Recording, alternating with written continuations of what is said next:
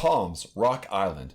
Palm is a band that kind of sits in this interesting spot between avant pop and almost math rock. There's a mathy, I think, component to them. I listen to them and I sort of think like, what would happen if Brian Wilson sang for Battles? Arguably speaking, Palm is a guitar band. They are two guitar players, a bassist, and a drummer. But if you listen to this album, you will not get that impression. There's a lot of MIDI triggering that goes on in this album, and you'll start to think that they're almost like a steel band.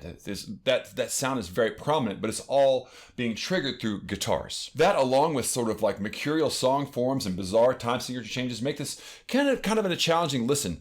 But one actually that's also still inviting, not unlike what happened with that Dummy album previously, where they're able to balance out the album's accessibility and its sort of inviting nature with some pretty adventurous stuff. And in some ways, Palm's ambitiousness with this album is both its best benefit and its biggest detriment, because you feel like you're on a ride along with them on this album. They're trying to figure out what they're doing, that you can feel the effort as they're reaching out and experimenting hard to get these things to speak in a unique way. But it is an album that takes repeated listens to understand. Because of its complexity, it's difficult to digest in one listen. There's so many sharp turns and some whiplash constantly to follow along with the album.